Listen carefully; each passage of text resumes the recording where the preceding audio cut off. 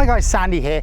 In this video today, we're going to talk about one of the most important shots in the game, and that is your first volley. So if you are someone who hits quite a good serve and you can come in, you can really take advantage in the point if you have a good first volley. So here we're going to talk about what you should be aiming for when you volley, where you should be trying to hit, and also what you should look for after you've hit your serve.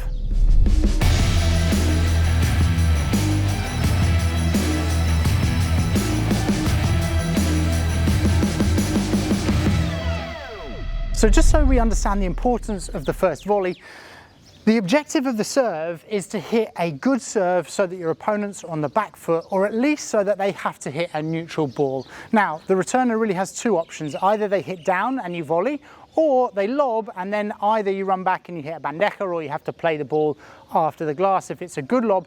But if you can hit a good serve, it's more difficult for them to lob. It's difficult for players to lob really well off a ball that comes quickly off that side glass, for example. So in those situations, most of the time you'll come forward and you'll have a volley. So it's really important to make the most of that first volley, because it's going to be your first chance to either finish the point or probably more likely set up on that volley for finishing either on the next couple of shots. So first, let's look at the attacking situation. Yeah, so if you've hit a good serve, imagine that I'm serving and then coming onto the left side, and I'm serving to the right box in the corner, and I hit a good serve against the glass or a good serve down the tee. Most of the time, the return will come between me and my partner, yeah, in this central area in the court. Sometimes, yes, they will find an angle to the fence, or they might find a narrow corridor down this fence, but the majority of the time it will come into this situation here. And if the ball is slightly higher so that I can actually be a little bit more attacking, this is a good opportunity for me to change direction. And by changing direction, I mean if I've served into that right side and the ball comes up to the middle here, this is a good chance for me to step, play my forehand volley into the left-hand side of the court, therefore changing the direction, and my partner will then move across to cover the line. But this is a good chance for us to hit that shot and to attack on that ball.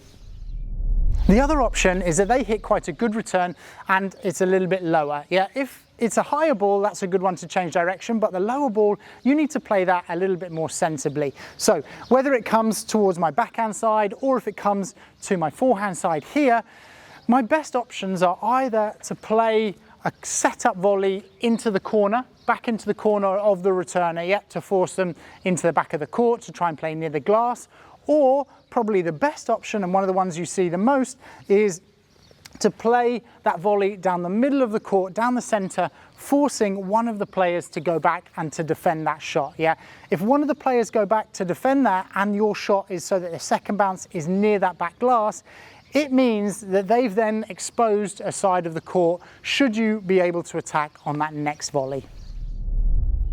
When we're talking about a setup volley down the center of the court, you really want your opponents to play that ball with their back as close to the back glass as possible. So that means instead of hitting kind of a faster and flatter volley, you might play this with a little bit of slice, a little bit shorter, because you want really that second bounce to be by that back glass. So when you come in, it's more at this kind of speed. Yeah, and you can see that that ball is bouncing right, you know, by that back glass, and that will force them to the back of the court. That speed is actually a better speed, even though it's probably less natural, because it's going to make them go back in the court.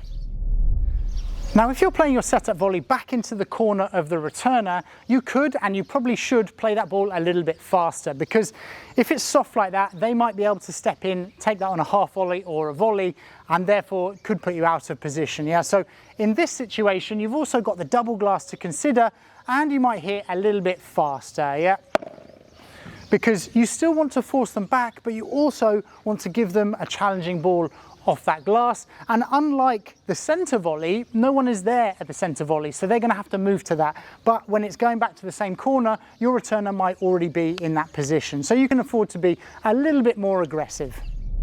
When it comes to common errors with this first volley, a few things that we see is, one, that players are running in, and they're running in either with their racket down here or with the racket down by their side, and then the ball comes up to this chest height, and then they're slow to get to it, and what could be a ball that they attack ends up being a ball that they kind of almost are defending and getting back onto the side of the court because their racket is not in the right position when they're moving forward.